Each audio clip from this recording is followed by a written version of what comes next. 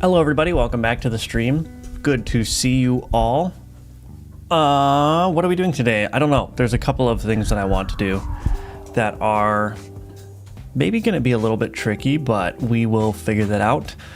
I'm getting to the point where I feel like I need the cards to have... So maybe I'll just explain this in a little bit. Maybe we should get through the ads first. But anyway, Alka Mortis is available for wishlisting on Steam. It's the first line in the description below, and the public playtest is live now.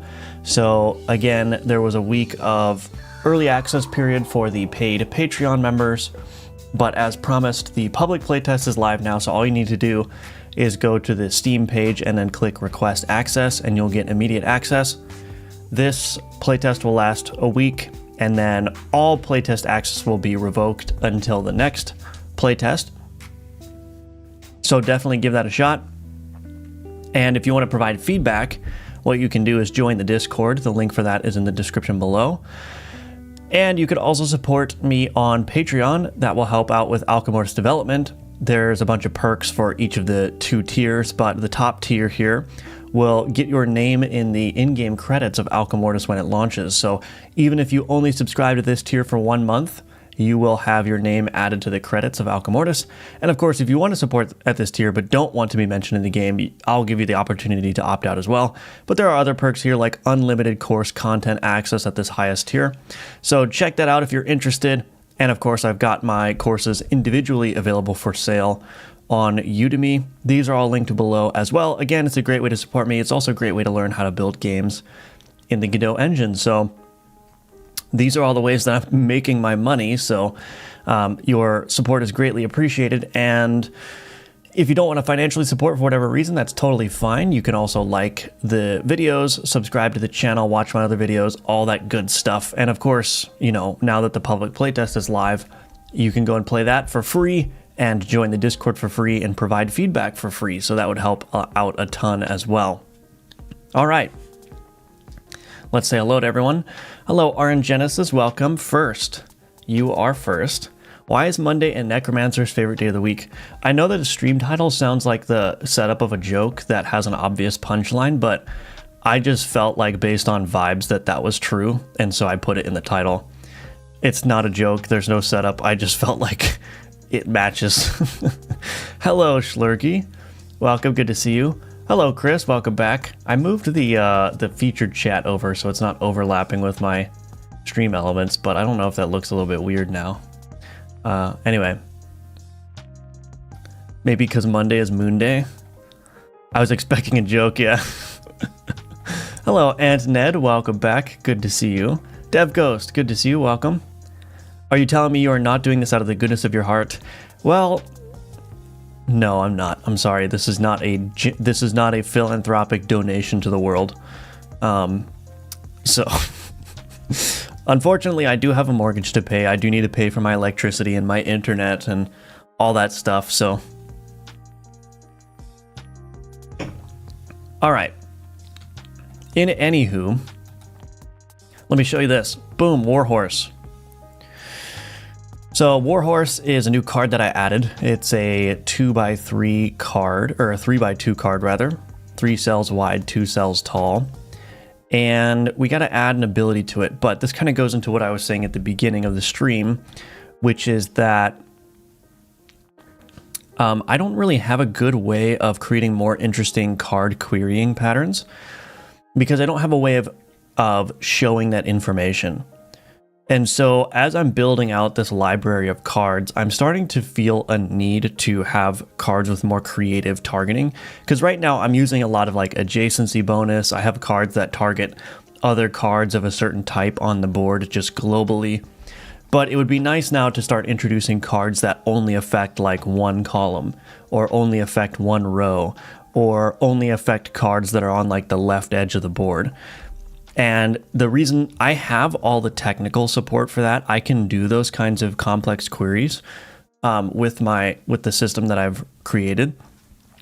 But what I don't have is the ability to effectively show that information to the player. So that's really the big thing that needs to be figured out. So I think, because I kind of want the Warhorse to have some kind of interesting functionality. Like if the Warhorse is flanked on either the top or the bottom by certain cards, maybe it gains some bonus or provides some bonus to you, to those cards. But I'm going to need a way of indicating more complex querying patterns first. So yeah, I think this stream is largely just going to be doing some experimentation, figuring out how to show that information. And then we can actually implement the Warhorse. Now, before I actually do that, the Warhorse, the only thing that has happened is I've just imported or I've just created the art for the Warhorse. So at the very least, I'm going to create a card definition resource for it. And then I'm also going to add a basic script to it just so we have it. I think I need flavor text. What else is missing flavor text? What was the other card that I most recently added? Oh, the Longbowman. I need to do that. So let's put this back. Flavor text. I don't know if that should be one word. Flavor text. Okay. So we got the Warhorse, quick load.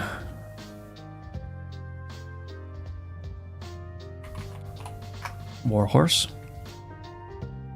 Alternate art. I gotta get rid of that. I did the alternate art specifically for the Phoenix, which was a good idea, but in practice it just adds a bunch of clutter. So I think I'm gonna remove alternate art.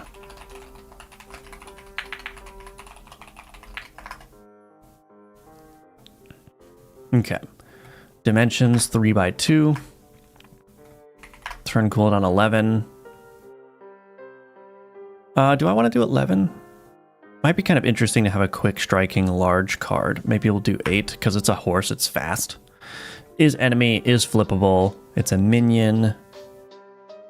Yeah, that works.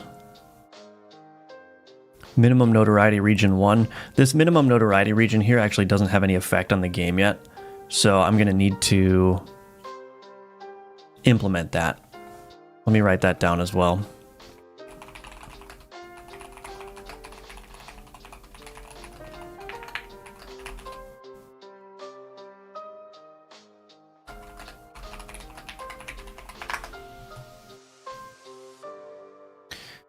Alrighty.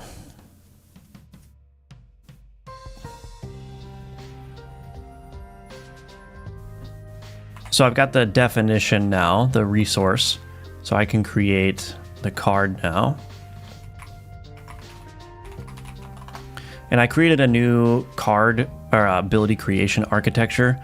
So what I'm going to be doing is I previously was writing every ability as a separate script in this composed directory here. And I did that originally because I thought that the abilities are going to be broadly reusable, but I keep making minor changes to everything such that I just end up with a bunch of unique abilities.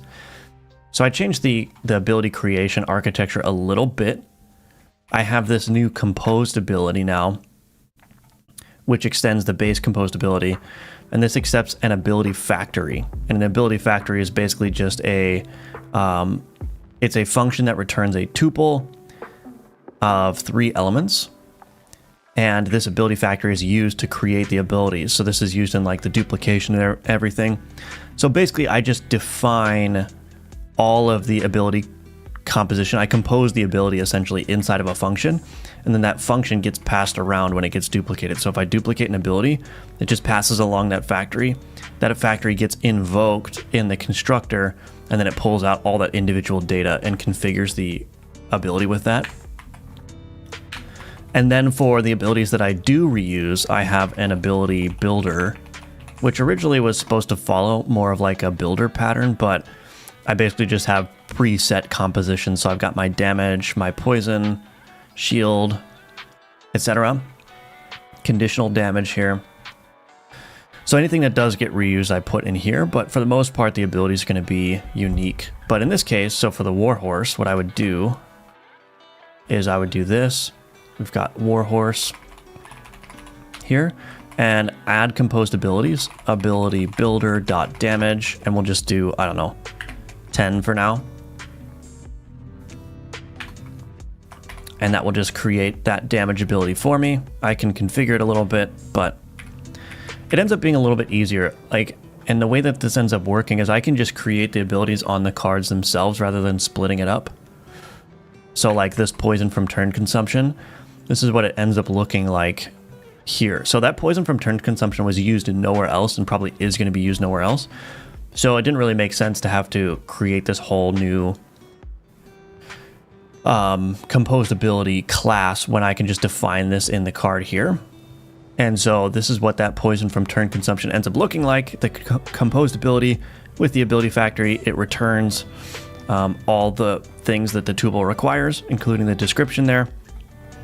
And it's just nicer. It's just all in one place. And then again, any code that ends up getting reused, I can make helper functions out of. So I think I'm liking it better. But right now I'm maintaining both systems in parallel. But what I'll do going forward is I'll use this approach. And then I've been working through just refactoring all the cards, because eventually what I want to do is I want to delete the vast majority of these composed abilities here. I will need to keep some of them, at least the ones that like extend certain interfaces.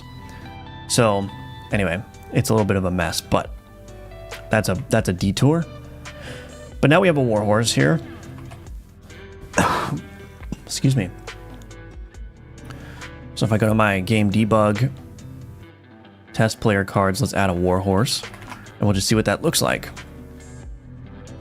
The illusion is shattered. Goodbye, all. It's time for Game Dev once again. Welcome, Jackie Daytona. Welcome back. There's a fire belt, but no Discord announcement. Oops. Is it too late to do a Discord announcement? I was a little bit scrambled today because I was announcing the public playtest and all that stuff. Let me put that in the Discord here. Oops.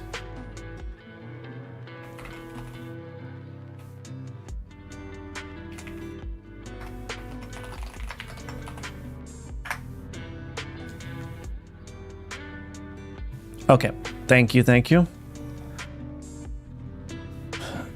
He's only human, yeah. This sounds like a fun stream. It should be fun. Warhorse's ability is Kingdom Come. Warhorse reduce the turn cooldown of adjacent enemies by 1 and increase Henry's hunger by 1. It'd be kind of fun to make a Kingdom Come Deliverance reference in the flavor text, but I never really played that game, so I feel like that would be inappropriate. Hello, Night Raven Games. Welcome, welcome. Lovely to see you on Scope Creepers. Thank you. Yeah, what'd you guys think? I know Yeet was offended that I called everyone marketing vehicles or something. Welcome, Yeet. Always good to see you. Podcast was great. Good. I'm glad you liked it. What's good, goobers? Hello, Zeki. Invite all the marketing vessels. Yeah. You know I don't mean that. You know I don't mean that. I value each and every one of you beyond your marketing vessel capacity. Hello, Mark. Good to see you. Welcome back. I did enjoy that podcast. Good. KCD 1-2 is legitimately my favorite RPG game since Oblivion. Yeah, I think I would really enjoy it. It's one of those things where I just don't have the capacity right now to get super immersed in like an RPG experience that's going to take me 100 hours because I have to build Alchemortis, you know what I mean? And I think that's why I've been like with my friend, I've just been enjoying playing competitive games because it's like you can just, there's no really progression to be made. You could just hop in, start shooting some people, and then that's it. There's no broader obligation, you know? It was a great episode, as always, with Aramus. Love that podcast, and to have you on as well was fire. Yeah. I think we're going to do more collaborations in the future, but we'll see. Joke's on you, I'm only here to be a marketing vehicle. Yeah. Hello, V. Welcome back. Good to see you, as always. It's a long game, yeah. But not like a good vehicle, like an old Pinto. That's funny. When I downloaded it to Steam, for some reason, it says it's damaged. Is there a way to open it? Oh, you're the one with the Mac? Yeah, I'm not sure. I haven't had any problems installing Steam with Mac. Is it Alchemortis the problem? That's the problem specifically? Or is it Steam that is not installing? I demand a marketer's cut. No MMOs. I was looking forward to at one point that Ashes of Creation game, but it's been in development for like 5 years, and also I think I've aged out of MMOs, so RIP. It was a fun podcast. Good, I'm glad you liked it. Okay, Steam is... Yeah, I don't know, I'm sorry. Maybe I would suggest asking ChatGPT if he can help you. He's quite a gentleman, and he's usually pretty knowledgeable about stuff when he doesn't make anything up. So maybe ask him. May the comments feed the algorithm gods, yeah. Even aged out of MMOs, the average RuneScape player is like 30. Oh, wow. ChatGPT, yeah. I'm definitely going to play Ashes when it releases in 5 years. Yeah, seriously. All right. What am I doing? Oh, I was going to check. Don't have enough room for the Warhorse. I don't know why I just did that. Okay. I was not home all of yesterday. My cat is being super clingy right now. Warhorse. Okay, so I want the Warhorse to have a better ability than this. I just added a placeholder here so we can see what it looks like. And also, I'm curious to see board configuration editor. I want to see what that looks like just in a board. Oh, there was one. I missed it though. There's another one. I missed it again. There we go. Looks pretty cool. I like it. I think the Warhorse turned out decently. It's not the most sophisticated thing I've ever made, but I think it's readable as a Warhorse. Okay, so the big thing to figure out on this stream is how are we going to indicate complex querying patterns?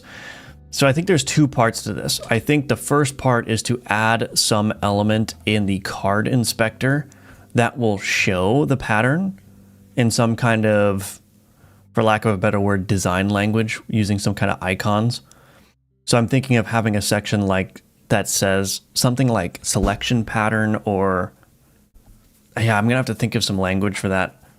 But just like an icon or a series of icons to show what the querying is like. But also I think what I'm gonna want is some kind of hover effect. So right now, there are hover effects that play for cards that are affected. So if I do phylactery and ceremonial dagger.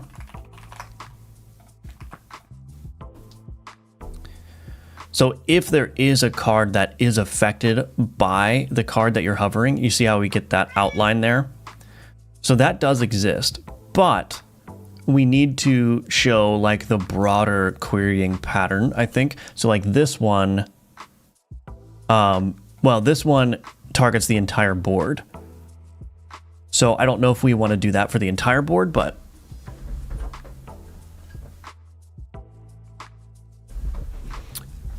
like for the ceremonial dagger, double the poison applied if an adjacent card applies poison. So in this case, what I would want to do is highlight all of the adjacent cells in some way. And then for something like the alembic, it's going to be interesting. Yeah, this is going to be a tough problem. It's going to be a tough problem. I remember back when I was 30, cool sprite, thank you. I'm glad you like it. On Mac OS, I was able to install the update, deleted the game, and reinstalled, no issue. Gotcha, okay. Good horse. Nay, great horse. Very nice. Decent, that is an epic horse. Glad you like it. Single minion on the board gets turn cooldown to decrease and increase damage. Art looks great. That's a good idea. Are you Windows or Mac? I'm on, if you're asking me, I'm on Windows. Some sort of effect for each card's attack is needed. I end up not realizing what attacking, especially when it's sped up. Yeah, it's a really tough balance because I don't want the animations to make the combat take forever. But I also understand what people are saying when it's like hard to keep track of what cards are doing what. But I think that honestly, based on what I've seen, I think that's just a problem in auto battlers generally. Like, because of the nature of how auto battlers work, it just goes off on its own. It's hard to follow exactly what's happening. Like backpack battles, all you have to do is watch the trailer for backpack battles, and it's like, it's impossible to tell what item's doing what. I think it's just a matter of like, I think that's just, I'm not saying that there's not room for improvement. I'm just saying like, I think that's going to be an issue to some extent always, and that the best I can do is just try to mitigate that issue. But I don't know, we'll have to think about that for sure. Linux is an option, yeah, true. Were you Fang before going full-time indie dev? No, I was not Fang. No, I'm not bright enough or nepotistic enough to be in the Fang world. I was working at startups that had like VC funding, but definitely not Fang. No. How about having the sprite appear in between or above the boards it's attacking? That could work, yeah, so like show a little icon of it. How much work do you tend to be able to port from project to project? You seem quite organized. Basically, so anything that's made specifically for the game, I don't port, but there are certain tools that I make that I can port from game to game. So my Godot utilities library being one of those things, that was a library that I made to make my C# development experience with Godot a lot easier. And even in here, I have a bunch of extension methods that, let's see. I have a bunch, I can't even see them now. Oh, tween extensions, yeah. So I've got some like tween extensions here that I'm probably gonna end up porting to my Godot utilities so that I can use them in future projects. I have this weighted loot table implementation that differs in its implementation slightly from the loot table that exists in my Godot utilities. So what I'll probably do is just put that new implementation in there. I've also made a different state machine for immediate state machine changes that I'll port over. So these exist just in this project right now, but eventually I'm going to take these out, port those into my Godot utilities, and then I can pull the Godot utilities into my future projects. But when you're talking about gameplay, like the turn system in Alka Mortis, that's so like built so specifically for this game that there would be tons of work to make that generic, to the point where if I ever needed another turn execution system, I'd just write it again for the game that I would make in the future. Hello, Alien, welcome back. I have had Linux as a daily driver for over a year. Can confirm Linux is an option. I would even go so far as to say a good one. I keep trying, like every couple years I try to use Linux, and it just never ends up being like perfect. It never ends up being, it's always like a 90%, like it's 90% of the way to replacing Windows, but like that last 10% is just, you know, like an impasse. And I know people say, well, you can dual boot and everything, but then it's like, now I got to maintain a way of sharing data between the two operating systems. And if I do all my recording in Linux and I got to go edit in DaVinci Resolve, then I got to like make sure all the recordings are saved to a place that I can access in Windows. Then I got to like restart the computer, boot into Windows. It's just like, it's just easier to stick with Windows and less friction, you know what I mean? But maybe Linux will be there someday. Maybe DaVinci Resolve will create a native Linux build and then I'll finally be free. Have you used Unity? Not really, no. I have technically, but for all intents and purposes, no. So what do we start with here? Do I want to start with highlighting the cells, or do I want to start with creating an indicator in the card inspector? I think highlighting the cells might be a good thing to do. There's also a bug. I don't know how to replicate it.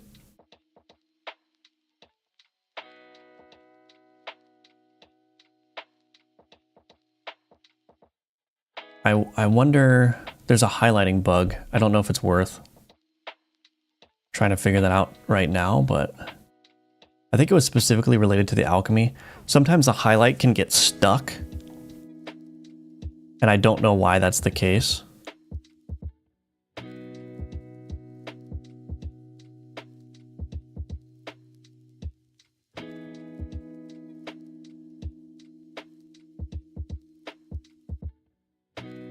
Oh, okay, it's related to the alchemy.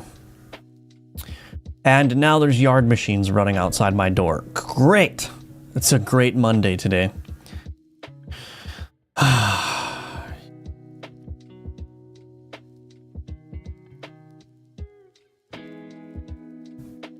Okay, so alchemy output can sometimes freeze card highlight state. Okay. What is the last 10% for you? Oh yeah, it's just like that certain applications, yeah, don't work. DaVinci Resolve has a Linux build, but format issues made me uninstall it again. Just use it on another software for basic editing. Yeah, when I tried to use it a couple years ago, you had to do all kinds of hacks to make it work. Maybe you should draw it out, like what behavior you would find most clear and enjoyable to look at. Yeah, I'm probably going to do that. I'm a big tinkerer, so I adore Linux, but I can see why people prefer Windows and Mac if they're just using a computer as a tool to meet a goal. Yeah, that's where I'm at too. Like every time I use up Linux, there's always something like some ream of command line prompts that I need to do just to get the functionality I expect, and it's just like, it's too much. It's too much. All right, let's do this. I'm a little bit scatterbrained. I'm just trying to figure out what the best approach is here, but I'm going to do this. I'm going to put this here, and then I'm going to put this here, and I'm going to take a screenshot, and then we'll bring that over into Sprite here. Alchemortis. Assets. No, not assets. Docs. We've got this screenshot here. Okay. Alchemortis, assets, UI. Where do I want to put this? We've got grid indicators in here. So query highlight mockup.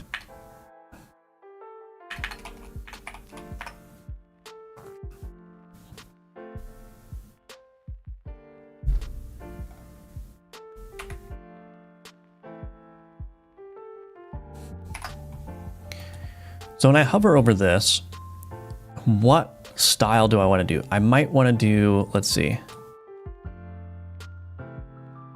Probably going to want some kind of shader here operating on this, but let's see.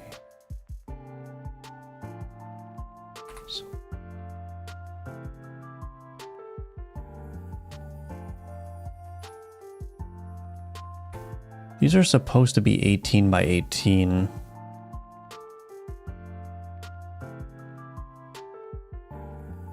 Okay, so it goes from the top left.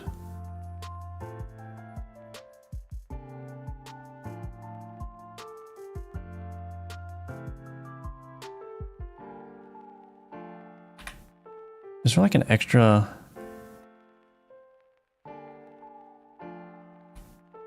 What in tarnation?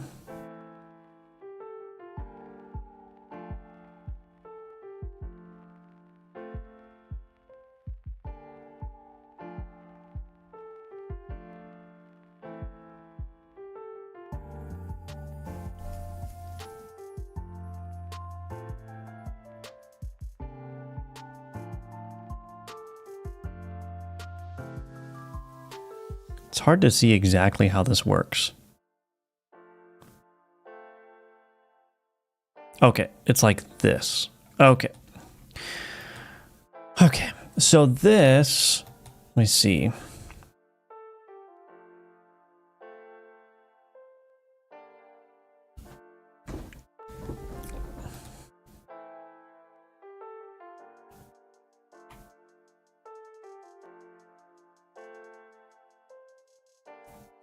Like with something as simple as just like a white border work here, we can maybe make it a little bit more appealing.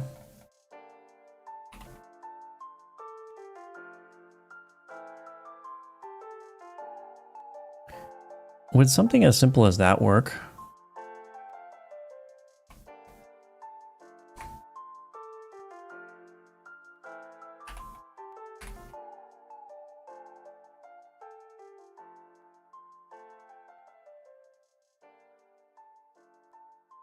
I mean, we could start with that and just make it super basic.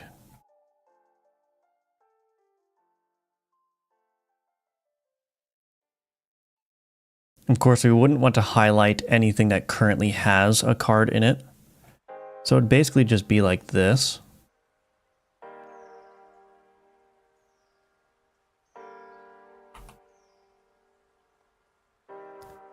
Oh, this is actually not valid here. So basically, if I hover over the phylactery, this would be the output, and then this would have a border. I probably don't want to do this, but this will have its normal green border here. Like that. So this would be the hover state of the phylactery.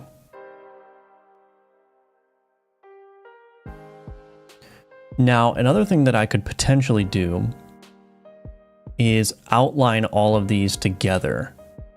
So what I could do is, so that's one option.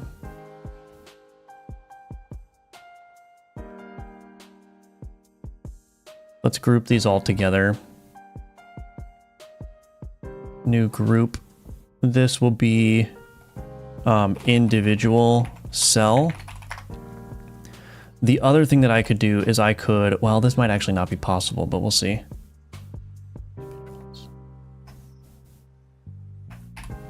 Okay, and then this, we'll hide that for now. The other thing that I can do is taking this 18 by 18 here. So basically what I would do is I would highlight this like this, go over here, go down here, and then this is 18 by 18. So I would take this then and go this way. Oops. This way. All the way down here.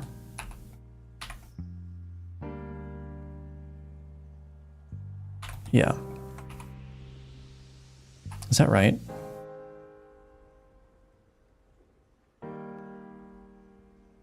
No, that's 19. So this would be gone. That would be gone. Do this.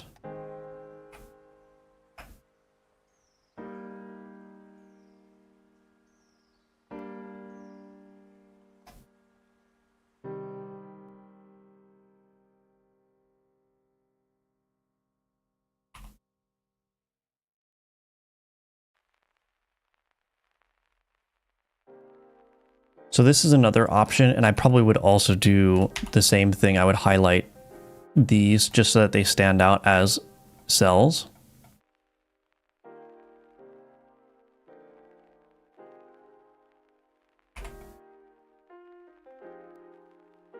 So that could be another way that I do it, where I just make all of the cells like a unified outline.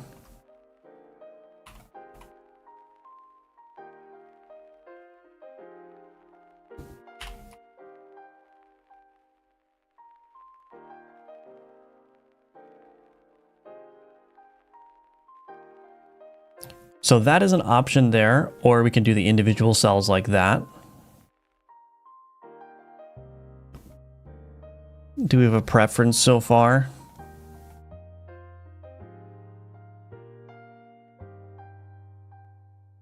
Now the weird thing would be like if this extends out.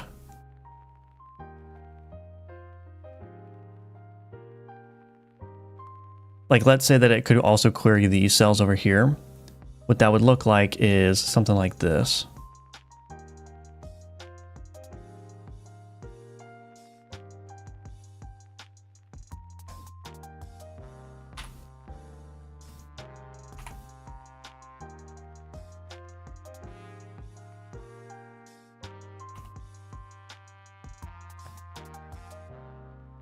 So it might look weird if there's like a highlight card breaking up that pattern.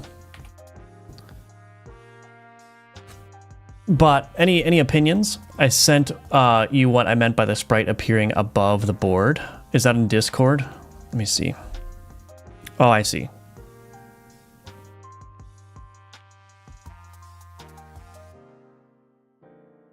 Oh, yeah, I got you. Yeah, I could definitely do something like that, maybe. I had to walk away from Windows when my PC did not want to run with 11. I've had good experience with what I do with it. Games and dev. DaVinci was a pain to install manually, no packets. Maybe you can use the circles in the middle of the cells for empty cell. Yeah. What's whiteboard? I'm just trying to figure out how to communicate to the player how a card affects other cells. Hello, Arion. That looks like the sword is highlighted to my brain. Hello, Nepal V, welcome back. I think I prefer the individual cells version, just more visually pleasing. Okay. The country that just elected their leader via Discord, is it me? I'm just kidding. Oh, Nepal, right. I like the round cell version. Okay, round cell version. Individual cells. What are we doing? I'm lost. Yeah, just trying to figure out. Yeah, okay. I think you got it now. Individual. Can you do one with the circles, just the circles to see the look? Yeah, I think so. I think the agreement here is that the unified border doesn't look right. So I'll delete that. This is what it looks like with just the interior of the cells highlighted white. I actually kind of like that one. How do we feel about that one? Oh yeah, I heard about that, yeah. Nah, Paul, he's running the show now. Just going to say hi. I'm unable to stay since I don't have much mobile data left, and Wi-Fi is down in my town. Oof. About half of my town doesn't have Wi-Fi. That's like a modern day tragedy. That's terrible. Like that's it. Well, maybe I won't make the joke that I was going to make, but yeah, sorry to hear that.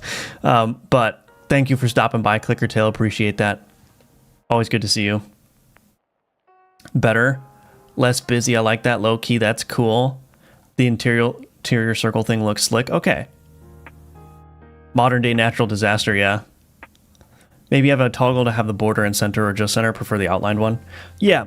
And that's something that I can add easier. I'm not going to focus on the optionality just yet. I want to get like something that everyone can be happy with, at least for the playtests. And then I think there's a certain level of configurability that I can certainly enable, but I don't think I want to spend the effort on that just yet. But if we like this just circle version, I think that looks pretty clean, actually. I think that looks really clean. So maybe we'll do that. That thought of half a town not having Wi-Fi is horrifying. Seriously. Does the playtest from today have any changes from the last week's one? No, it's the same exact playtest. So the way that I'll be handling the playtests is that the playtests will be feature frozen, meaning that I'm not going to make any gameplay changes, and I'm not going to add any new content. Any changes that I make to the playtest will largely just be bug fixes, or if there's like a universal like 90% piece of feedback, like, hey, this works weird, then I might change it. But the playtests are feature frozen, which means that the experience is basically going to be exactly the same for everyone during that playtest.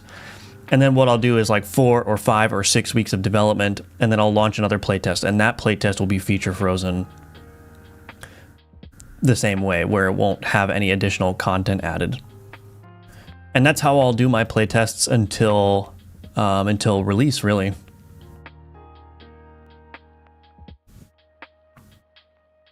Okay, I think I like that. So now we got to figure out how to do this. Probably going to need to dip into my tile set.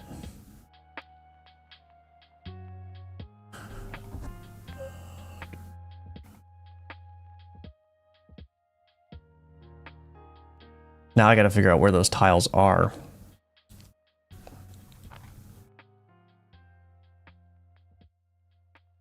Grid tiles.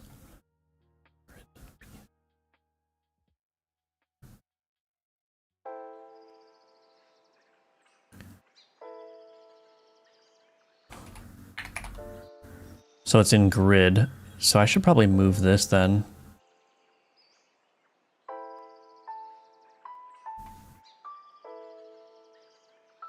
Oh, why did this save as a PNG?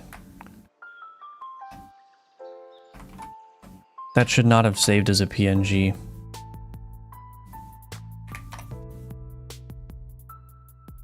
Well, I guess I can just save this now in here. Where is G in the alphabet? Oh, what?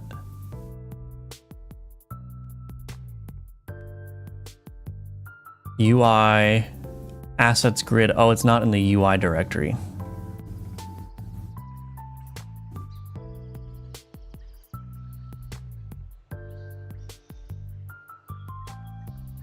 Here.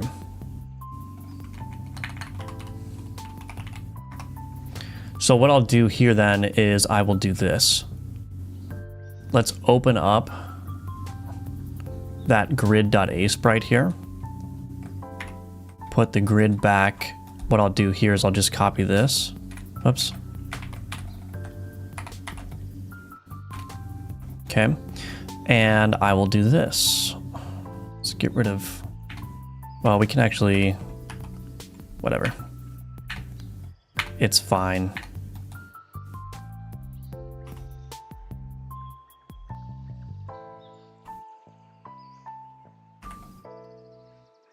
Okay.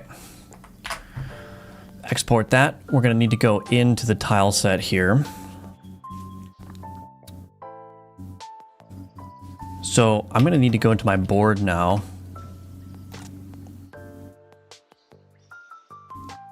We've got this tile map layer. Let's duplicate this.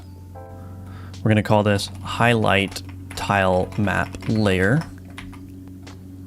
Okay, we're going to need to go to the tile set here, add this. I think that's basically it.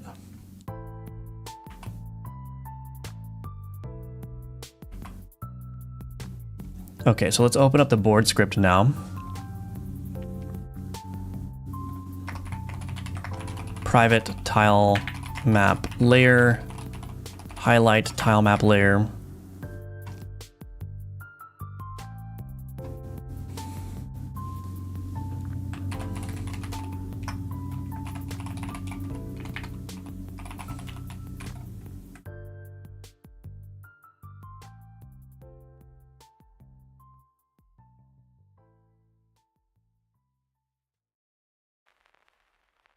On card mouse entered. Do I want to do this from the board inventory component?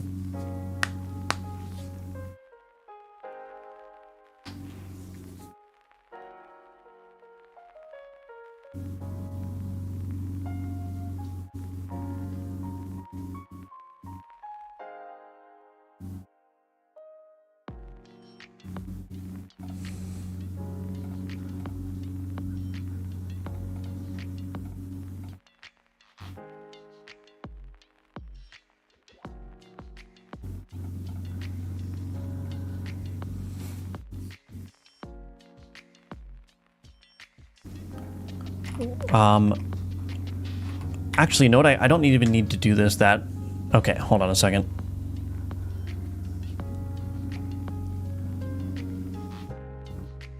Do I have like I don't have a reference to the owner board in here, so I think, let's see.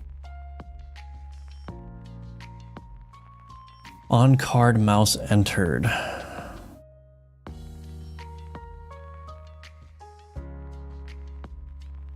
I think I should probably pull this highlighting stuff out of this board inventory component. So the board inventory component is here. This should probably be handled at the board level, I think.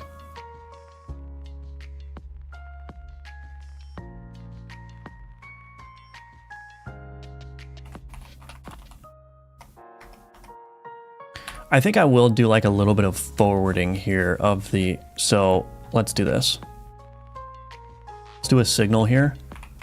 Signal public delegate void board card mouse entered event handler. This is a base card. Signal public delegate void board card mouse exited event handler. Base card. So I'm going to create a new component here, I think. I don't need this to be a scene. Let's see. Data. What am I doing? Component. Create a new file in here.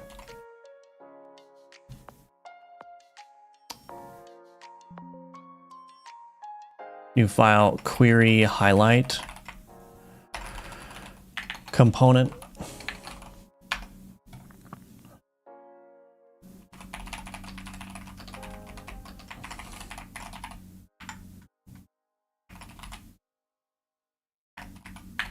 Namespace game dot component. So we'll do this. Export private board inventory component, public override void ready. Board inventory component. Why is this being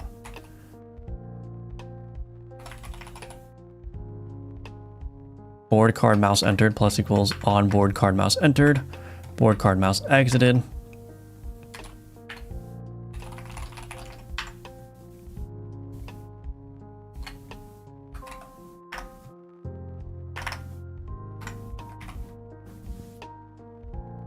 All right, currently highlighted cards, highlight ref count, get rid of this stuff, put it in here, and we're also gonna want a reference to highlight tile map layer. Okay, so then in here, what we'll do is essentially I'm just gonna take all of this stuff, get rid of that. We will do this emit signal board card mouse entered here. Okay, and then we'll go here. Onboard card mouse entered. Get parent board. That's okay. Get board manager. That's okay.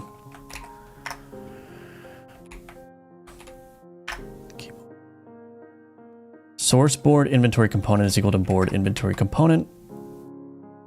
Figure out what to do about weak references. I don't know what that means. I do not know what that means. Okay. Clear card highlights. We can take this whole thing here. Private void clear highlights.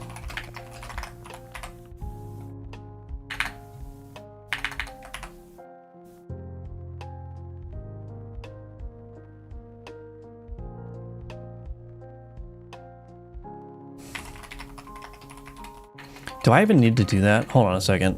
Currently highlighted cards. Maybe.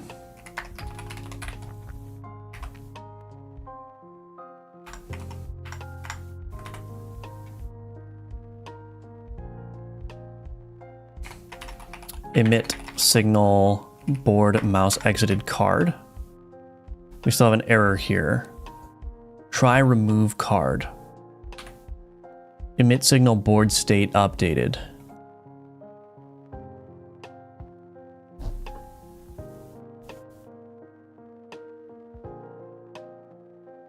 I might as well just hook into that board state updated here.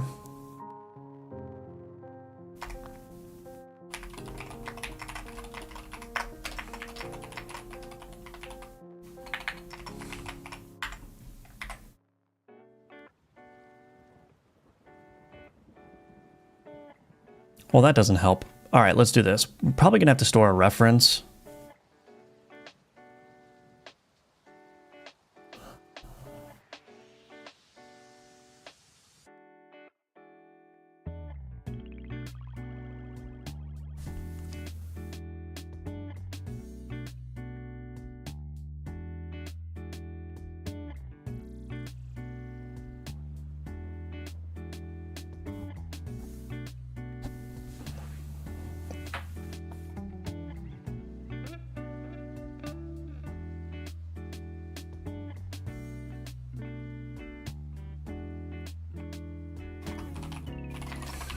Let's do this. Last hovered card.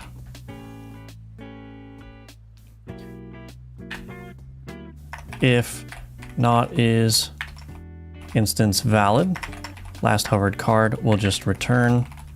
We'll probably want to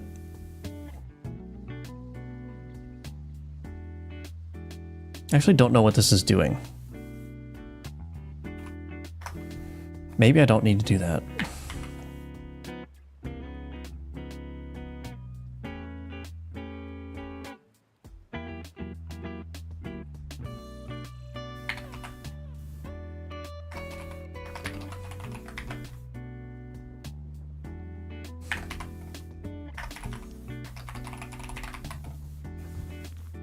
Okay, we'll just try to make that work. Anyway, clear card highlights, we can get rid of that. Do I still want to listen to the board state updated? I probably do. I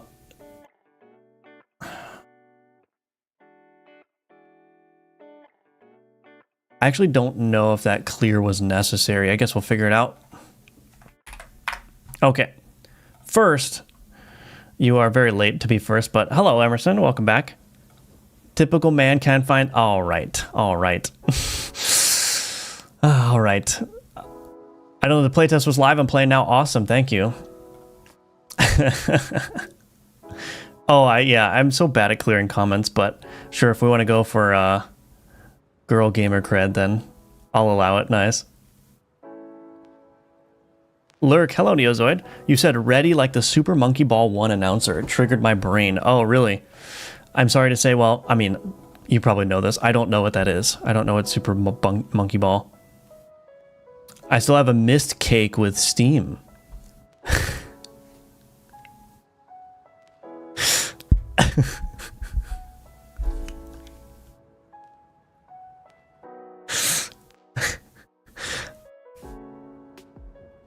Sorry, I don't know why that's just struck me so funny. Mist cake. That was a typo. Yeah, I gotcha. Yeah, I'm sorry. I don't know how to help you. I don't do things on Mac, so I wish I could help, but I can't. I'm sorry. Okay, let's build the project now. And what we're going to try is we're going to see if the highlighting still works. That is a good typo, yeah. A mist cake. It sounds like something you'd get in like an RPG. Oh, I forgot to make this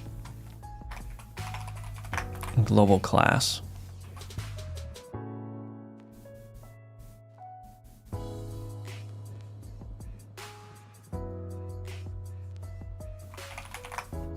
So we've got our query highlight component, board inventory component there, highlight tile map layer there, which means we can also get rid of this here and remove it as a reference here. I don't need that. Okay. So we've got a query highlight component. Let's see if this works.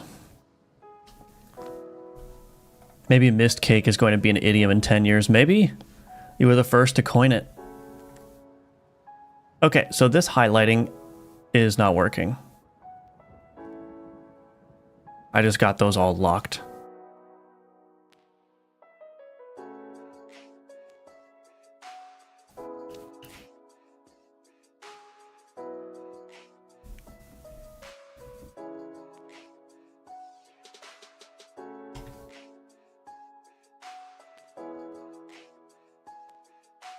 Why do I even have this highlight ref count? And also, this doesn't make any sense. Is this ever going to be 0 here?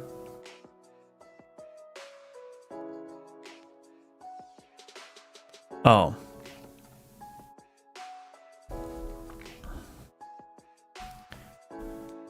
I'm trying to think, why is that?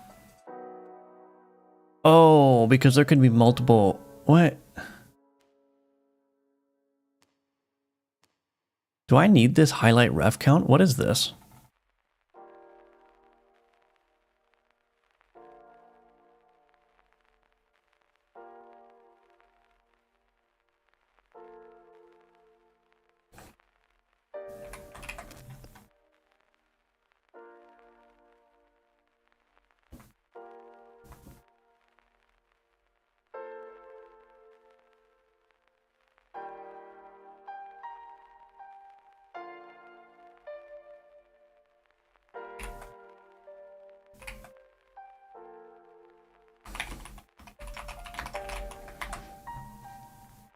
I wonder if I can just simplify that. I don't know why those ref counts are in place. Why was that in place? I don't understand that. Oh, now it's not highlighting at all?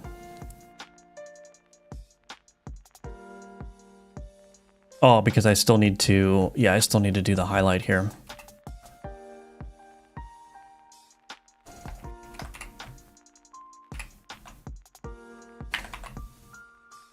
I think that might be old code from when I was trying a different approach. I'm not really seeing a reason why I need to keep track of the highlight ref counts. Maybe there will be another bug in the future, but...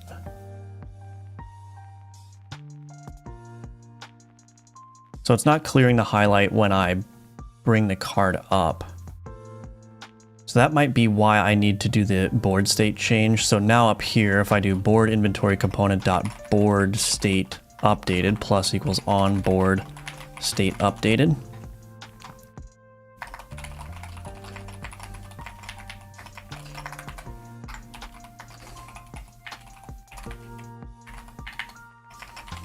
Do I even need this last hovered card anymore?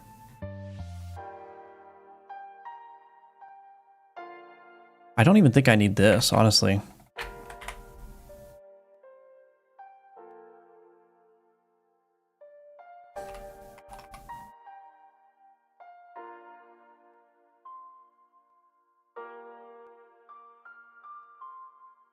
What is even going on here? Why do I have this as a dictionary? That makes no sense to me. We're gonna restructure this a little bit.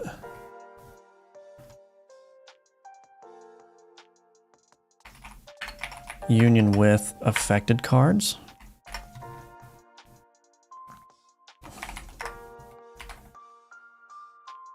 Hopefully this just streamlines it. Maybe that will just inadvertently fix the alchemy bug as well. I'm sure I'm doing something very dangerous here, but we'll see.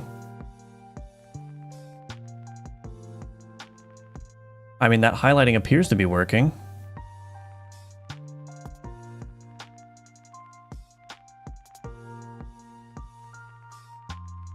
Okay, well.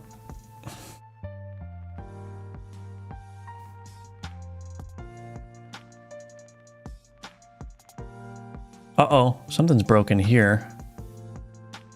Now, why did that break?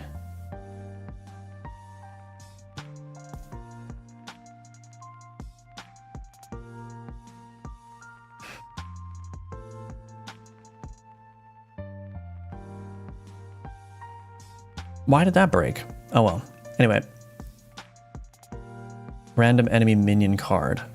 So that highlighting still works. Yeah. That seems to be okay. I don't know why that's broken all of a sudden. What did I change?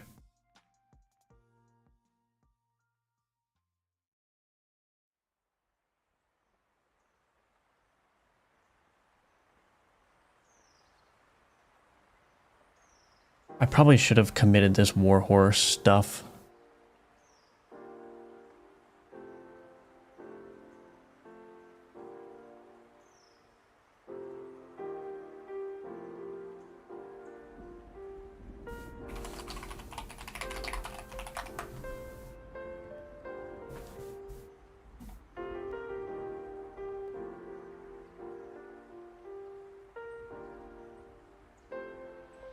I did not remove anything that should have changed that. Oh, that's kind of concerning. Oh, I know why. I duplicated this highlight tile map layer. Right. I duplicated the highlight tile map layer, which has tiles on it.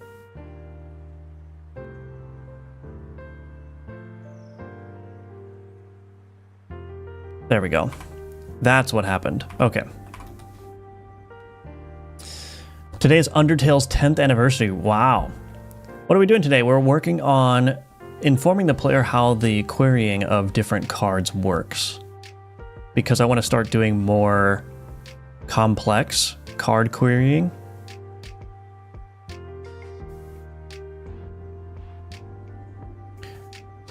Cavalier query refactoring, yeah. Hello, as a B. Glad the game is coming along. Thank you. Welcome back. Always good to see you.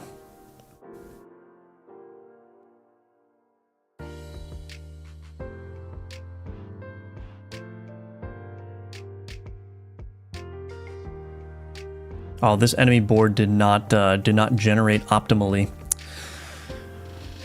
That's actually not a problem. I'm okay with the enemy boards sometimes not generating like maximally optimally. I think it just makes it more interesting.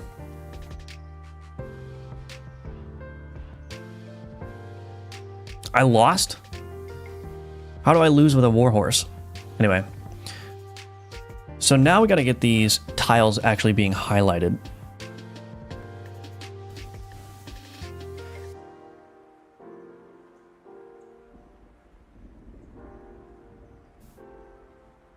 So what we're going to do, we can get rid of this highlight ref count here.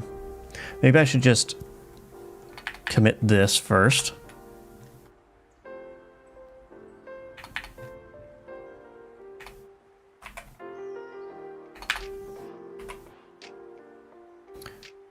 We don't need this screenshot anymore. Okay. Refactor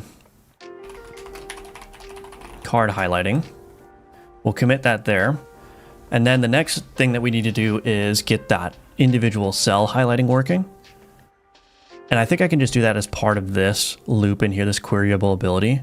So this is going to be query board. Let's do var query affected cells is equal to queryable ability dot. Well, I think what I'd have to do is do board inventory component dot query affected cells with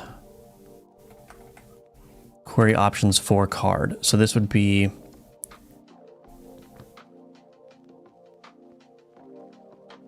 let's call this result.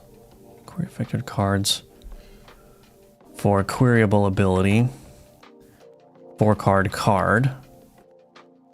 Oh, query options. There we go. Okay, and then in here we're going to add to hash set affected cells. Okay, so we're going to handle that in just a second. Hello, Johan. Welcome. This new card looks cool. What's the ability? I have not decided on the ability yet. It's just in the game as a placeholder. Part of the reason why I'm doing this query highlighting refactor stuff is because I want to enable more complex querying patterns, which I currently don't have a great way of communicating to the player, as you can notice with the alembic in the current playtest.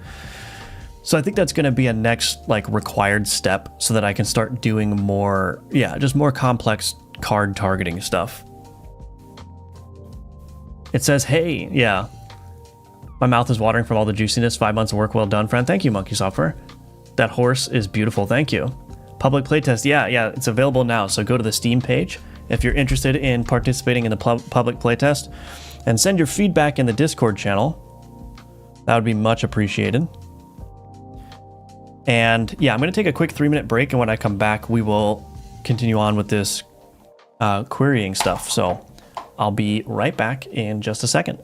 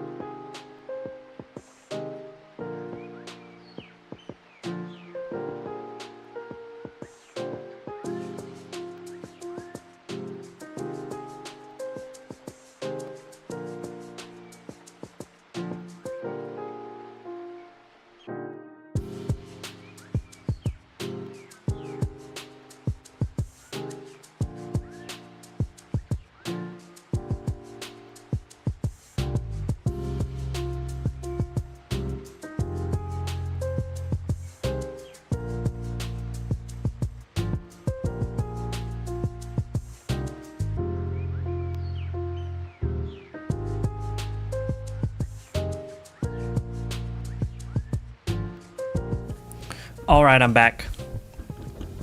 People really like the horse. You should change the title of the stream to The Horse Show. Yeah. That's funny. Check it out after work. Awesome. Hello, Ben. Welcome back. Maybe I'm the only one here that's been to Tijuana. Probably. I've never been to Mexico. I've never been to Mexico. All right. So let's see.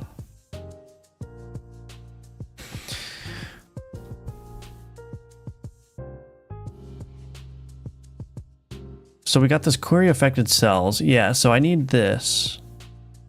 I actually don't know. I don't need to store this for a long term. What I just need to do is var affected cells hash set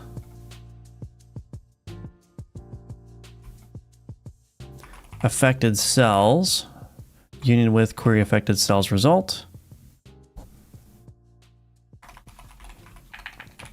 For each var cell in affected cells, highlight tile map layer set cell.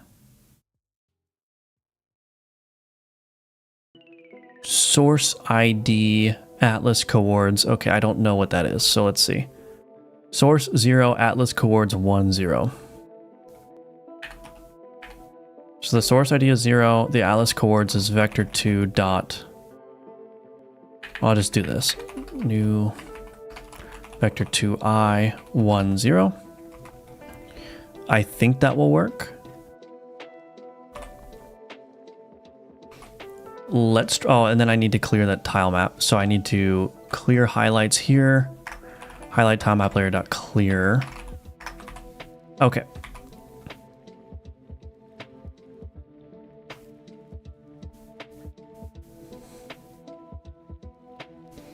All right, here's the moment of truth. Let's see what happens. Boom. Bam. Oh, that's not right. Oh no, that is right. It's this one that has the adjacency. So you can see how now it's highlighting the adjacent cells. This one highlights all the cells because it can target the entire board. So it can select cells from every part of the board. Okay, how are we feeling about that?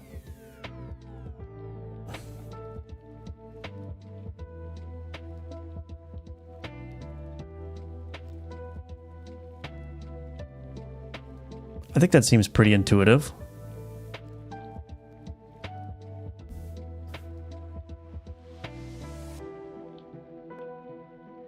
Enlightening. So now let's try something like the alembic here, which is a weird one. I've been here for 3 seconds and I can tell you're a smart person. Well, thank you. Good choice. Thank you. Thank you. So here's the alembic now. So here, this is exactly the reason why I'm doing this. This is how the alembic queries abilities. It goes from the top of its like bottom left cell here, and then to the right of its bottom left cell. So this is the kind of thing that I was trying to support, is like weird situations where the querying doesn't happen in a way that's easily worded.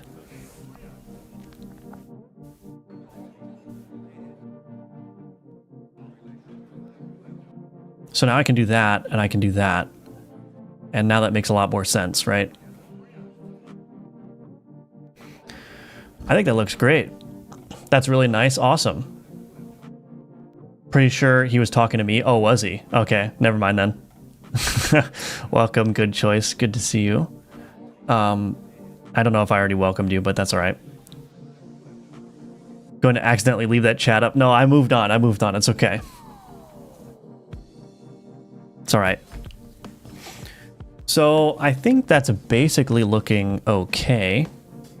Maybe what I'll do is I'll just do a little bit of a play test here just to see if that's looking all right. Just got here, love to see Godot stuff in the morning. Well, I love to work on Godot in the morning, so it's a perfect match. Warhorse 4? How in the world did it do a Warhorse 4? That's ridiculous. Warhorses are not supposed to appear until the later regions anyway.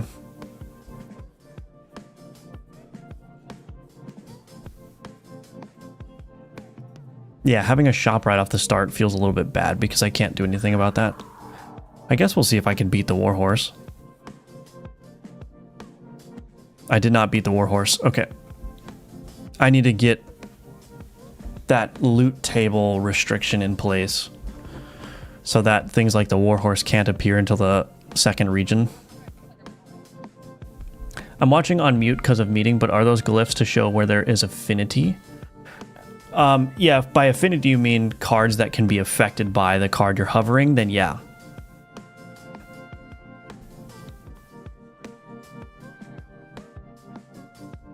Oh wait, he's on mute. I guess I can't hear me.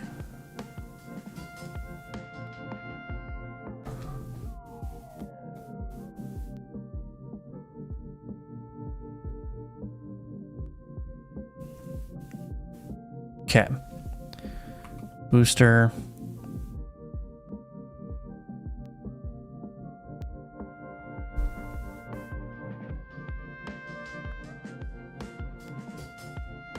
None of these have abilities. Oh, I guess they don't. Cool. Enchant card. Echo. Gotta go with the Echo always. Boom.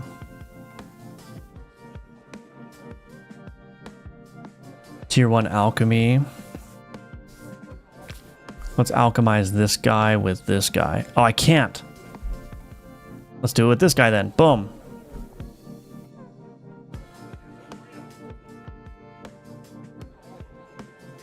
This is the best one because it's got the crit chance. I wonder if I fixed that alchemy bug inadvertently. We'll have to see.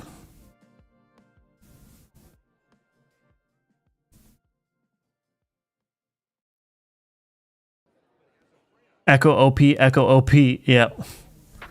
Yes, indeed. All right, another Friar. We'll just auto-resolve him. Auto-resolve him right into the dust where he belongs. Okay.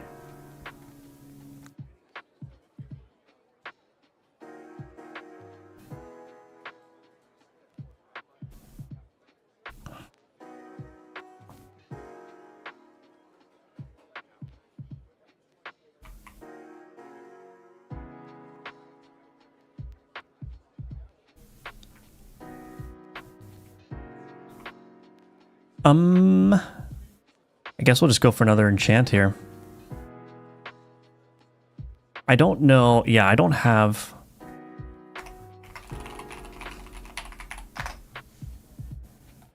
I don't have any tier bonuses for the enchant. Another Echo? Don't mind if I do.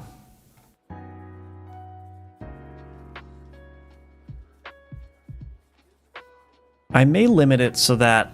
Well, I could just do what I'm doing with the upgrade where enchant tier 1 only allows you to add 1 enchant. Enchant tier 2 allows you to add a second enchant to an item that's already been enchanted. Tier 3, so on and so forth. That may be a way to balance it out.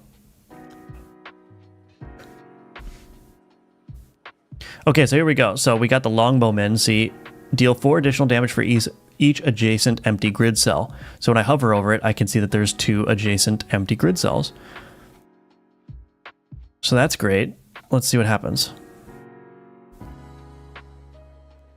Okay, well, he died. Wave function collapse. I'm going to get to the checkpoint early, I think. Well, do I want to do that?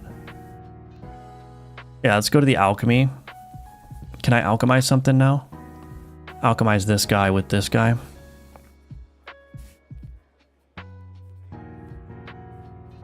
Well, that's not what I wanted. I lost my fire damage. This region's boss is stationed here. Let's do it. Fight the boss way early. I think I'm going to win, but maybe not. Oh, I don't have a whole lot of health, though. I might have bitten off more than I could chew. Yep. All right. But that's okay. I was mostly just doing that playtest to check that the highlighting is working. So highlight empty cells in accordance with query capabilities. So now the next major thing to figure out here is how to visualize or show the player the querying pattern of the card inside of the card inspector. So let's do, let me add an alembic here. I will just look at that one. Wave function collapse. The wave function collapse jokes are rolling in. All right, let's see.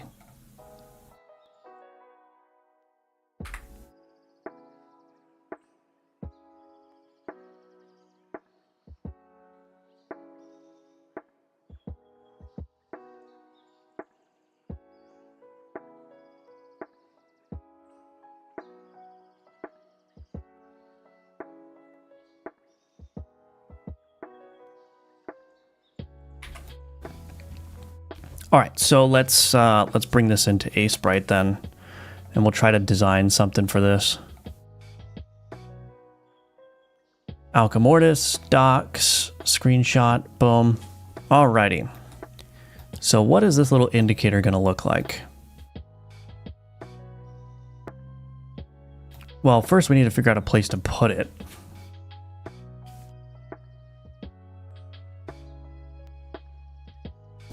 It probably would be appropriate. I'm going to duplicate this.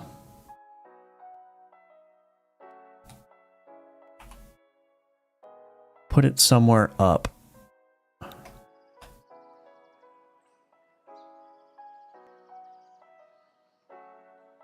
So make some room there.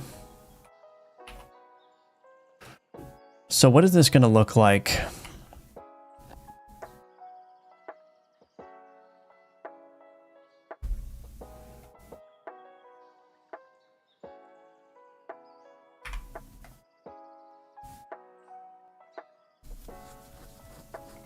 Grid settings, 4x4. Is that going to be too much? So if I do this, this, and this. I don't know if this is going to be good enough.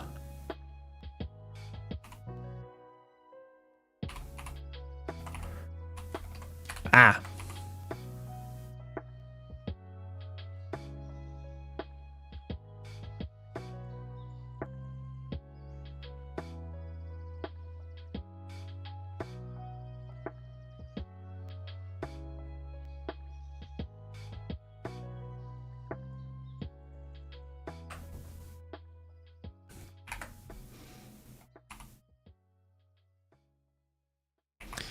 Yeah, this is going to be relatively tricky to do.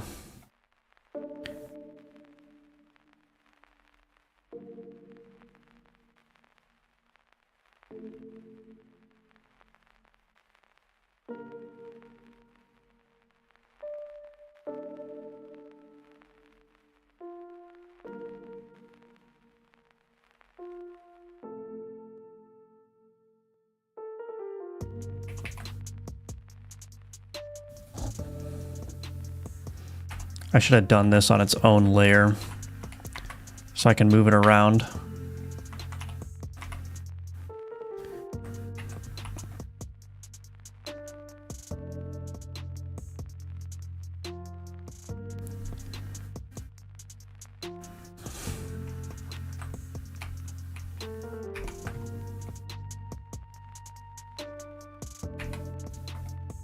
So for a different card, like for the Ceremonial Dagger, what it would look like is something like this.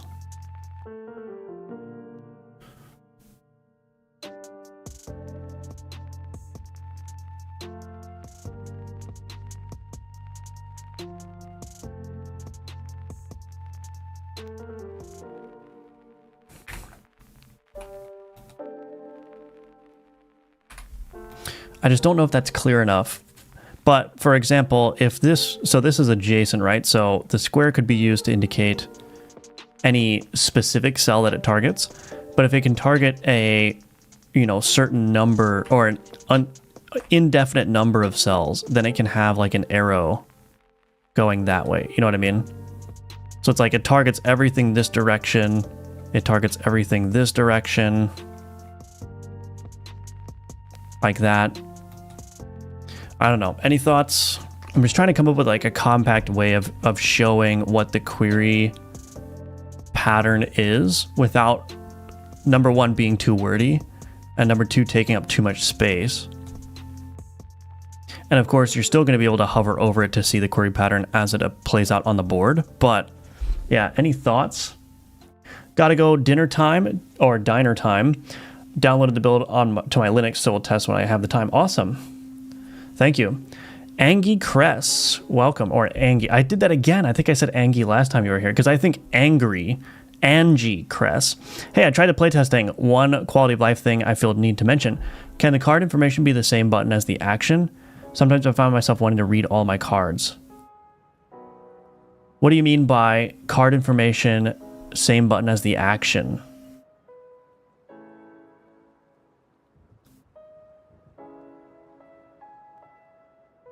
I don't know what that means. and I'm needing to double click on it on the screen. You shouldn't need to double click cards. You should be able to just click the card once to bring up the inspector. So I don't know what double click you're referring to.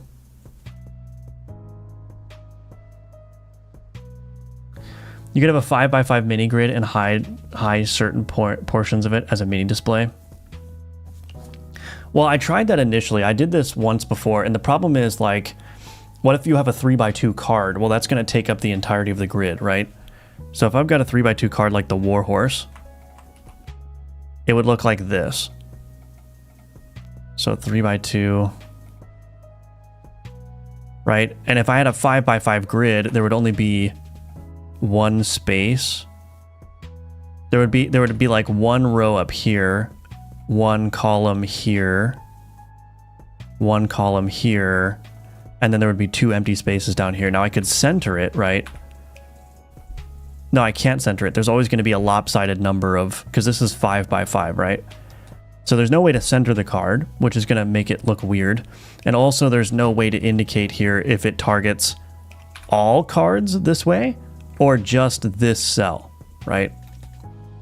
So that's why I'm almost like moving away from an explicit grid and instead just trying to indicate, like, the square means it targets that specific cell and the arrow means it targets all cells in that direction, in that column or in that row.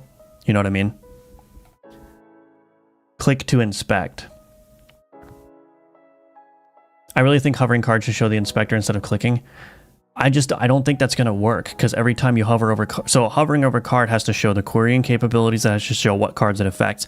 And if it brings up the inspector, it's not only going to dim the entire screen, but it's also going to potentially hide the enemy board, which means you're not going to be able to see what enemy cards your card is going to affect.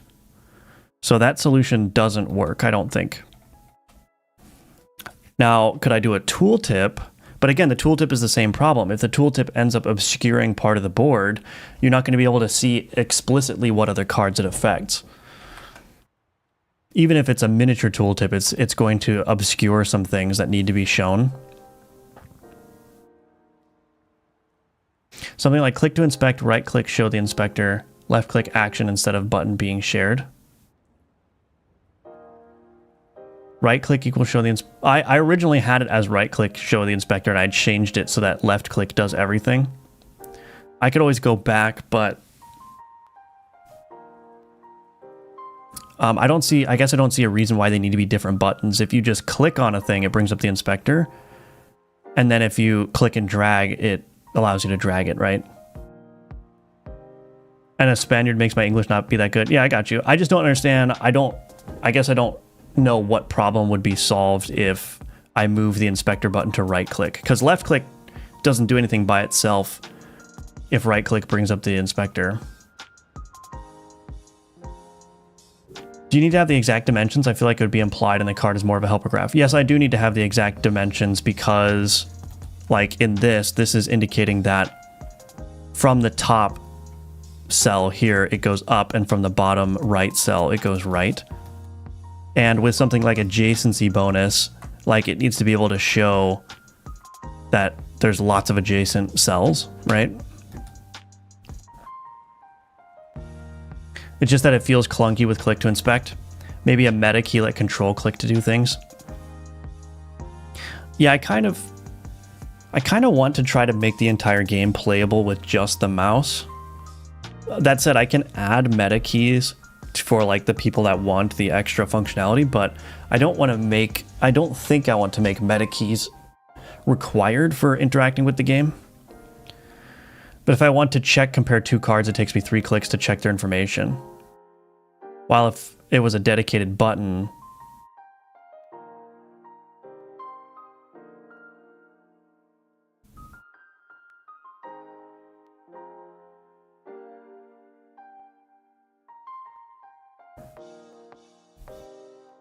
I think there's more coming with the comment. Again, the problem though is that that's not going to be a universal solution because this card inspector hides the enemy board. So if you're inspecting cards on the enemy board, you're still going to need to dismiss this. I could maybe make the inspector pull out the other direction if you select an enemy card. But yeah. 2 clicks would be normal. Yeah, I got you. I understand what you're saying now. Did we finalize the romanceable cards yet? Or is that still a work in progress? No. Just a quality of life thing I thought of. Yeah, for sure. There's lots of quality of life improvements to be made. I just think that the solutions for those quality of life things are going to have to be probably a little bit more... There's going to have to be more thought put into them than perhaps the obvious solution.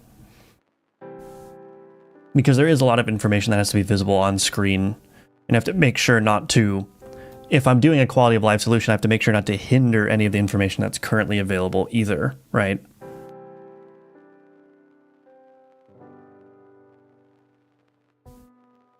YouTube and its character limit. Yeah, no problem. I think the pattern you show works and is understandable. Contrast of the card is strange, but that's fine-tuned, right? Yeah, I mean, I don't have to use that color. I can use blue, you know what I mean?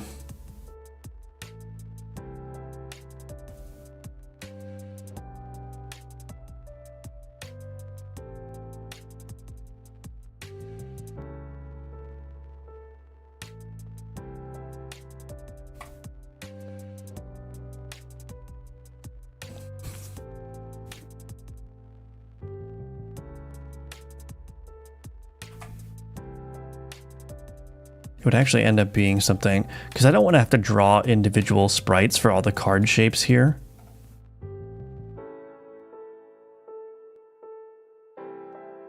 I would just want to create like little squares and place them. I'll romance the barkeep. Oh no.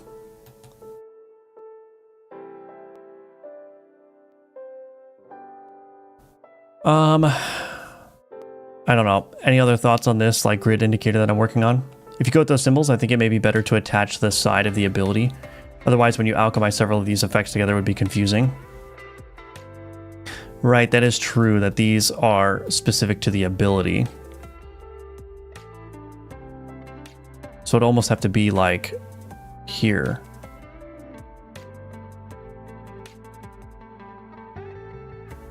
That is a good point, actually.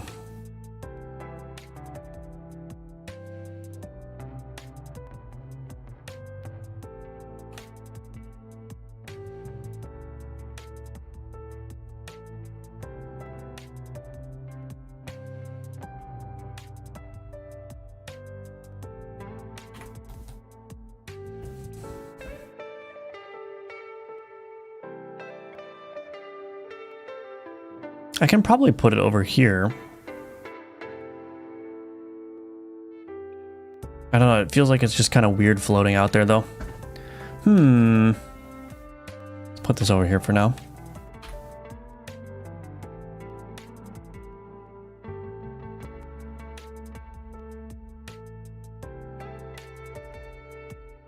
I could potentially do something like that.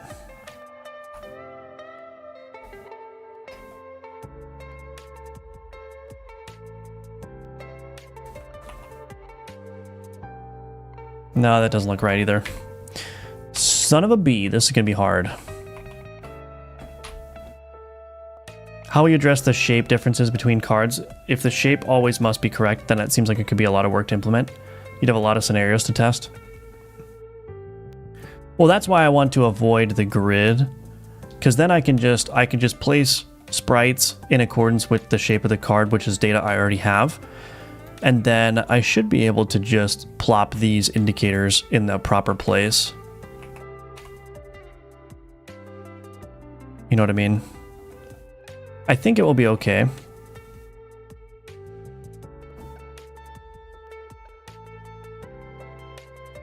Sorry, I gotta pay somebody.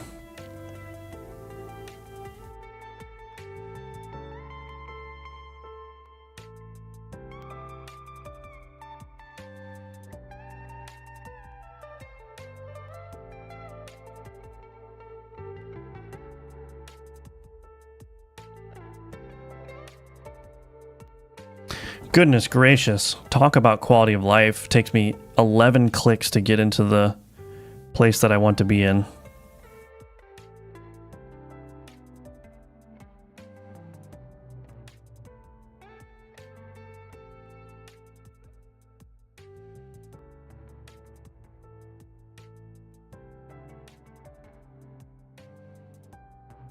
Okay. Are you perchance paying the DoorDasher for your double quarter pounder? I am not, no. No.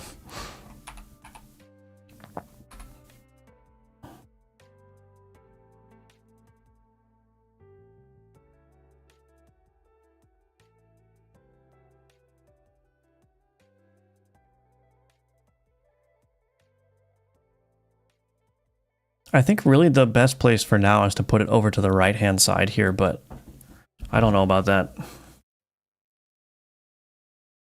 He's paying me so I don't break his legs? Oh no. Zelling directly into Ronald McDonald's account. No, I was paying my landscaper. That was the yard machine noise that I was mentioning earlier. How would Alembic look when attached to a T or shape card? Should you make any? That's a good question.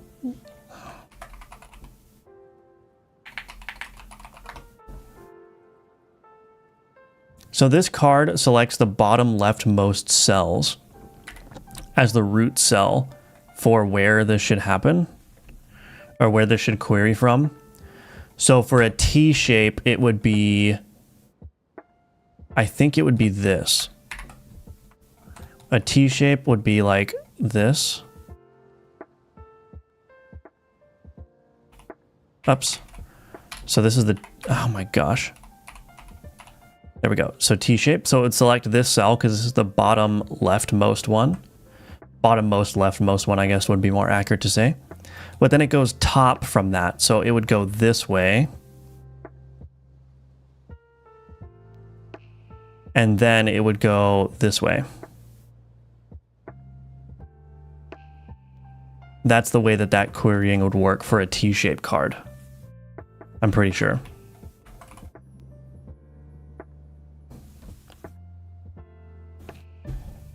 So it's definitely weird, but that's part of the alchemy system, right? The part of the alchemy system is you're going to get these kind of weird results, but it's still going to work because I have these generic cell selectors, which basically just determine where the query root is. And then this card cell selector will be the thing that's inherited through the alchemy system. Icons look great. Will be interesting to see how that scales to more complex query patterns. Yeah, I agree. It's going to be difficult for sure. But yeah, I think I'll just start with this and then we'll figure out where to go from there.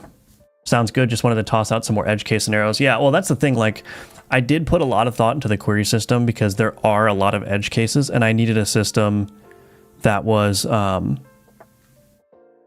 scalable for sure.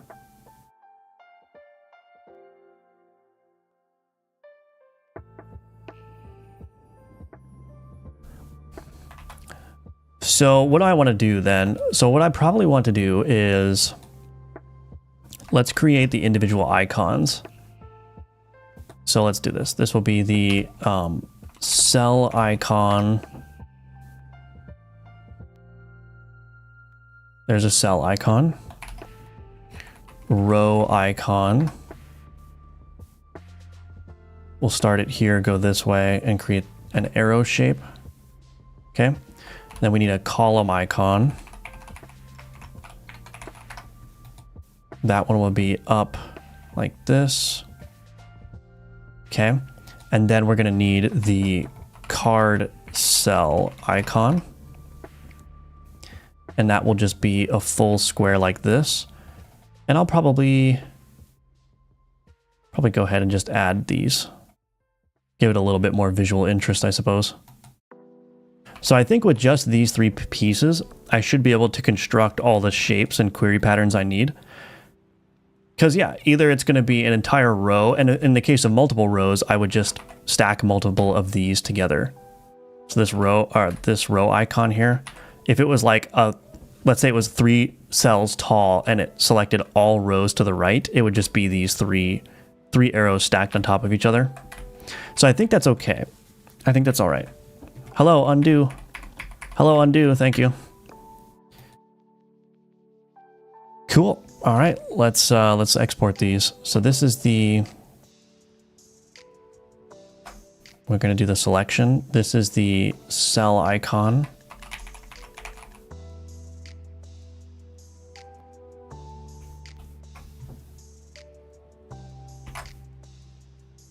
row icon.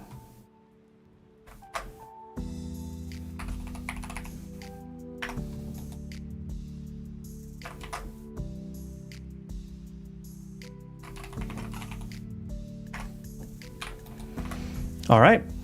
Where did you get your pixel fonts? Itch, yeah, various places. Itch, I think I got a couple off of a Humble Bundle at one point. A lot of them are public domain fonts, but I did buy like some pixel font packs. Every once in a while, like these font artists they'll have like a pixel art pack that's like $20 on itch.io and it has 8 fonts or whatever. But sometimes they'll do a deep discount where it's $5 for 20 fonts or $5 for 8 fonts or whatever it is. And it's like, well, it's just $5 and you get the permanent legal right to use it in commercial projects. So even if I don't plan on using the font, I'll just throw the $5 down, store it on my hard drive, and then I have stuff to use later, whether it's a game jam or a future game project.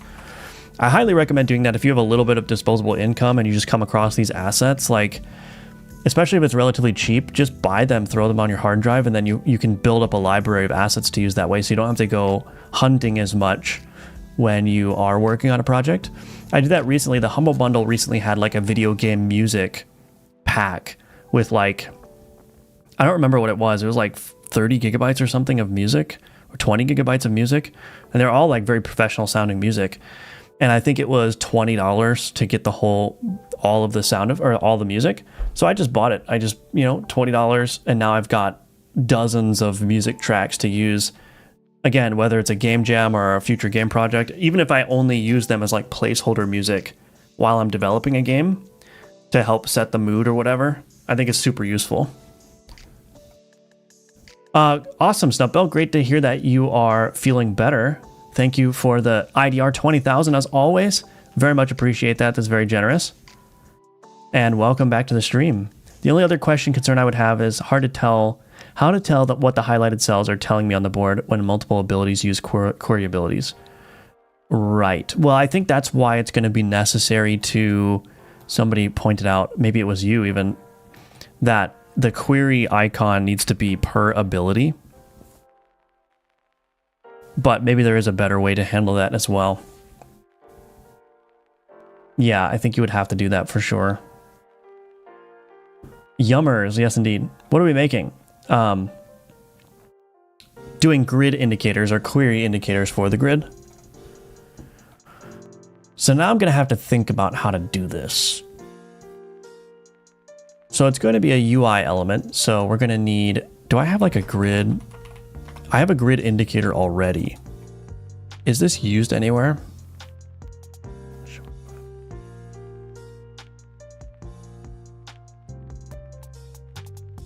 I may just rewrite this. View owners.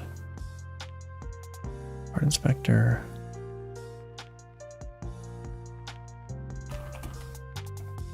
This is not used anywhere.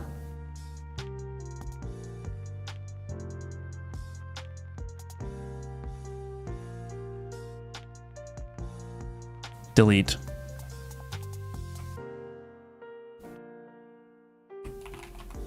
I'm just going to delete it for now. I'll add it back in later, but I just want to make sure that I'm not. Yeah. Okay.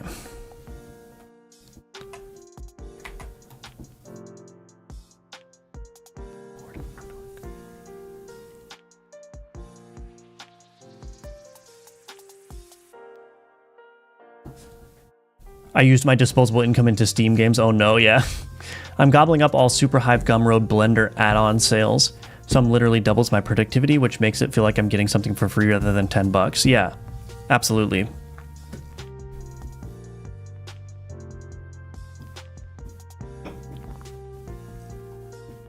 So the way that I think this is going to work is I'll just set up a bunch of sprites.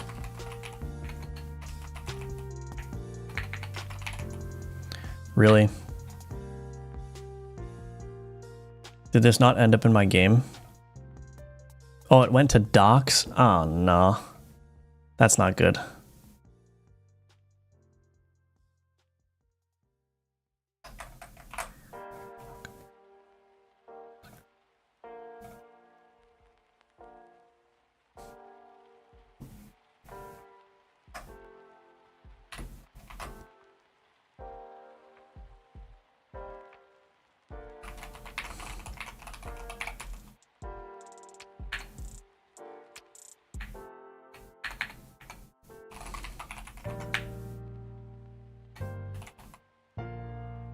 Do I want to put it in there? Maybe not. Assets UI.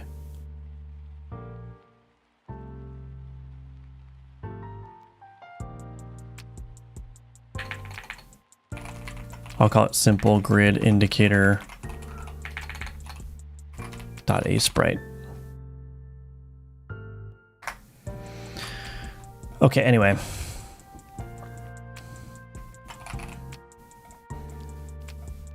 So what I would do is I would have this, and I'd basically just stack these like so. We got the column icon here. Make sure this is not offset. Stack it up there.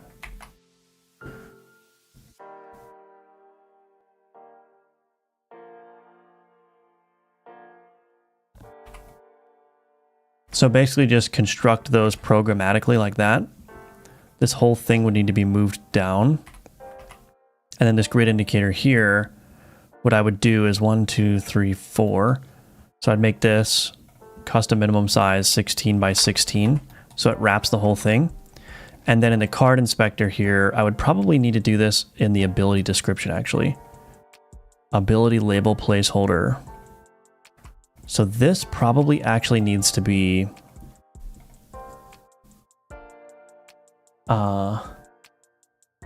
oh no. I'm probably going to need to refactor that to be an HBox container so I can put the grid indicator to the right of it. But I would do this grid indicator like this, put it here or something like that. And then it would kind of look like that. Although there would need to be more space. Oh no, this is going to be tough.